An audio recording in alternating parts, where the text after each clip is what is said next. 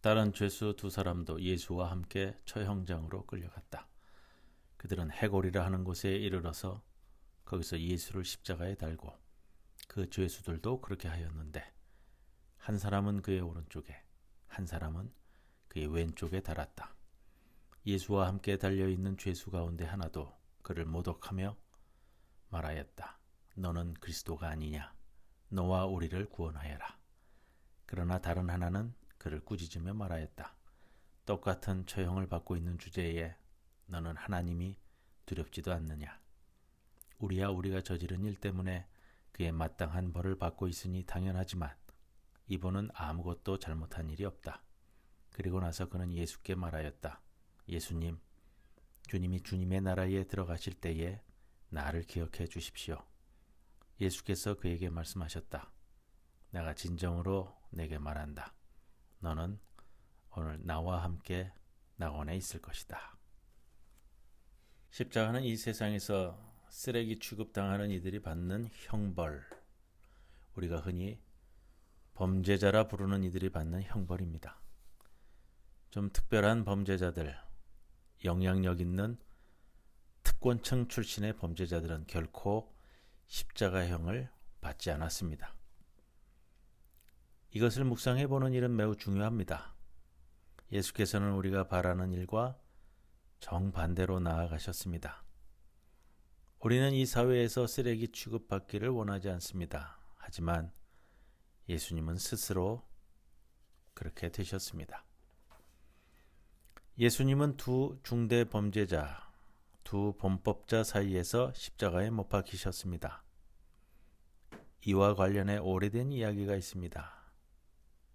예수께서는 강단 위 두 촛불 사이에서 십자가에 못 박히지 않았다.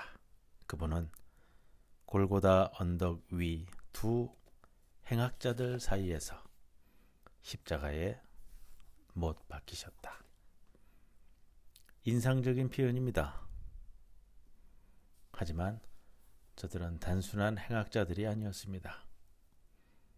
마가복음과 마태복음에 따르면 그들은 흉악한 범죄자들이었습니다. 그들은 도적대, 무장강도였습니다. 도둑질뿐만 아니라 여차하면 살인도 일삼은 폭력적인 사람들이었습니다. 그들은 어떤 의미로든 하나님 곁에 있기에 적절치 않은 부류였습니다. 그런데 복음서는 주님께서 두 강도 사이에서 십자가에 못 박히셨다고 그들과 함께 행인들의 경멸을 받으셨다고 증언합니다. 우리가 생각하는 메시아 관념에 비추어 보면 매우 기이하고 기괴하며 받아들일 수 없는 모습입니다. 그리고 고난주간은 이 장면을 우리에게 깊이 생각해 볼 것을 요구합니다. 여러분은 인류 역사를 통틀어 자신들의 신앙 중심에 이런 불쾌한 사실이 있다고 강조하는 그런 종교를 본 적이 있으십니까? 종교의 역사를 아무리 뒤져보아도 신의 모습을 이런 식으로 그려낸 종교는 없습니다. 어떤 이야기도 이처럼 기괴하게 다가오지는 않습니다. 오늘 찬송가 145장은 이렇게 노래합니다. 오 거룩하신 주님, 그 상하신 머리 조롱과 욕에 쌓여 가시관 쓰셨네. 아침 해처럼 밝던 주님의 얼굴이 고통과 치욕으로 창백해지셨네. 주 당하신 그 고난 죄인 위함이라. 내 지은 죄로 인해 주 형벌 받았네. 내 주여 비옵나니 이 약한 죄인을 은혜와 사랑으로 늘 지켜주소서. 나 무슨 말로 주께 다 감사드리랴. 끝없는 주의 사랑 한없이 고마워. 보잘것없는 나를 주의 것 삼으사. 주님만 사랑하며 나 살게 하소서. 찬송가의 첫 가사처럼 거룩하신 구세주께서는 조롱과 욕에 쌓였습니다. 만인에게 당신의 헐벗은 모습을 보이셨습니다. 그분은 벌레들에게 시달리고 흙과 땀, 피와 배설물로 덮인 채 조롱당하고 침을 맞고 죽을 만큼 매질당했습니다. 이 장면, 너무나도 곤혹스러운 장면은 해석을 요구합니다. 설명을 요구합니다. 도대체 하나님의 아들이 왜 이렇게 되신 걸까요? 우리는 이 결정적인 문제를 더 깊게 파고 들어가야 합니다. 사복음서 저자는 모두 우리에게 십자가에 달리신 주님 곁에 달린 두 중범죄자에 대해 알려주려고 합니다. 십자가에 달린 예수 곁에 있던 두 범죄자 이야기는 예수님 사건에서도 매우 중요한 부분으로 다루어집니다. 구약 성서는 예언했습니다. 이사야서 53장 12절, 그는 범죄자 중 하나로 헤아림을 받았다. 실제로 예수께서 십자가형을 받을 때 그는 영향력 있는 집단의 구성원으로 헤아림 받지 않았습니다. 어떤 정치운동의 일원으로 헤아림 받지도 않았습니다. 무언가 지역사회를 떠받치는 선량하고 강직한 대들보 같은 인물로 여겨지지도 않았습니다. 시민들의 지도자 혹은 기업 총수, 교회 지도자에 포함되지도 않았습니다. 그는 범죄자 중 하나로 헤아림을 받았을 뿐입니다. 오직 나쁜 부류들만 십자가에 못 박혔기 때문입니다.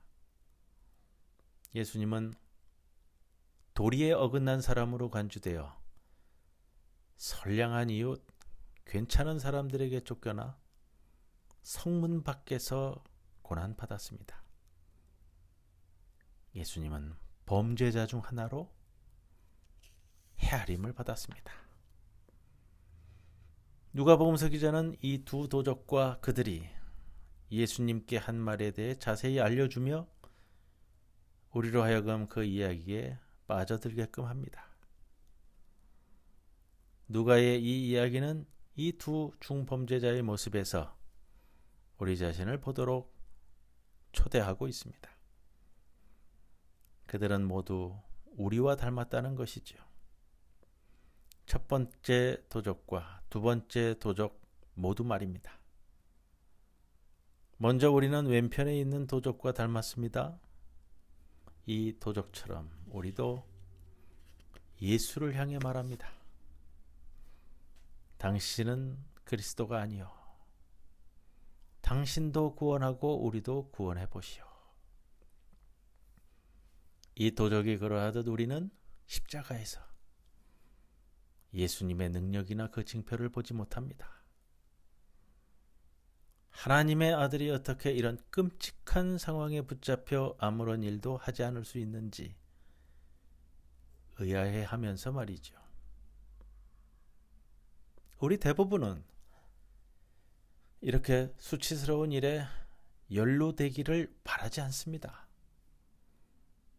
그리고 그런 우리에게 십자가는 매우 혼란스러운 징표로 다가옵니다. 십자가는 나약함의 징표이고 추함의 징표이며 실패의 징표입니다. 솔직히 인정합시다. 우리는 십자가를 좋아하지 않습니다. 우리는 십자가의 영광보다 부활의 영광을 갖고 싶어 합니다. 오늘 찬송가의 1절을 다시금 되뇌입니다. 오 거룩하신 주님, 그 상하신 머리 조롱과 욕에 쌓여 가시관 쓰셨네. 우리는 예수님 오른쪽에 있던 도적처럼 축복을 받는 자신을 발견할 수도 있습니다. 다른 이들은 무력함, 고통, 죽음이라는 끔찍한 모습 외에는 아무것도 발견할 수 없는 곳에서 우리는 영광을 보는 축복을 받을 수도 있습니다. 두 번째 도적이 예수님에게서 본 것이 무엇이었습니까? 한번 상상해 보십시오. 우리 앞에 세 남자가 십자가에 매달려 있습니다. 예수님의 모습은 그 머리 위에 유대인의 왕이라는 조롱조의 명패가 있다는 것 외에는 두 도적들과 분간조차 되지 않습니다. 끔찍한 그 고통 가운데 고문당하고 죽어가는 한 남자의 얼굴에서 두 번째 도적은 무엇을 본 것일까요? 거기서 그는 왕의 어떤 면모를 엿보고 있을까요? 아버지, 저 사람들을 용서하여 주십시오라는 말을 들은 것일까요? 여러분은 여러분 앞에 놓인 십자가에서 무엇을 보고 있습니까? 무엇이 보입니까? 두 번째 도적은 말했습니다. 예수님, 주님이 주님의 나라에 들어가실 때에 나를 기억해 주십시오. 구약 성경에서 하나님이 기억하실 때 이것은 분명한 의미를 갖고 있습니다. 이때 기억한다는 단순히 생각하고 무언가를 떠올린다라는 뜻을 그 이상의 차원입니다. 훨씬 더 적극적이고 강한 의미를 갖지요. 하나님께서 기억하실 때 그분은 단순히 우리를 떠올리시지 않습니다. 그분은 우리를 위해, 우리를 구원하시기 위해 당신의 능력을 가지고 활동하십니다.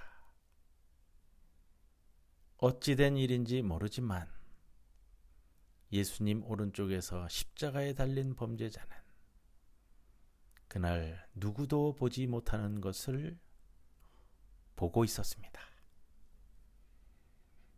그는 예수께서 고통받고 죽어가는 가운데서도 왕으로 통치하시는 모습,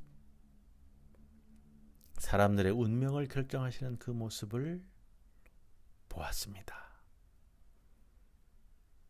누가복음서 기자는 예수를 그런 식으로 보는 것이야말로 그를 올바로 보는 것이며 그의 심의 군원을 제대로 이해하는 것이라고 말하고 있습니다. 그리스도께서는 어떤 표징이나 기적, 마술과 현혹, 충격과 공포가 아니라 하나님 자신의 희생이라는 궁극적인 활동으로 우리를 다스리십니다. 예수의 능력은 오직 예수의 죽음을 통해서만 알려집니다. 다시 한번 여러분에게 묻습니다. 여러분은 예수께서 여러분을 위해 생명을 바치셨다고 여러분이 그 정도로 소중한 사람이라고 여길 수 있습니까? 두 번째 도적처럼 예수께, 예수님, 주님이 주님의 나라에 들어가실 때에 나를 기억해 주십시오 라고 말할 수 있습니까? 그분은 우리를 위해서 순진함이라는 가면을 쓴 채 스스로 의롭다는 망상에 빠진 우리를 위해 십자가에 매달리셨습니다. 그분은 우리 모두를 위해 죽음을 맞이했습니다. 그러나 십자가를 통해 예수의 죽음에 담긴 힘을 봅니다. 십자가를 통해 그리스도인으로서 우리는 그분의 생명, 오늘 우리 안에서 일하기 시작하는 생명을 선물로 받았음을 확신합니다. 그분의 생명이 우리 안에 뿌리 내릴 때 우리는 하나님께서 인류에 속한 모든 이들에게 무한한 가치를 부여하였음을 점점 더 깨닫게 될 것입니다. 그때 우리는 우리 자신뿐만 아니라 인간이 정한 어떤 기준으로 보아도 구원받을 수 없으리라 여겨진 이들, 그러나 이제는 그리스도와 함께 천국에서 영원한 기쁨의 운명을 약속받은 모든 이를 위해 기뻐할 것입니다. 너는 오늘 나와 함께 낙원에 있을 것이다.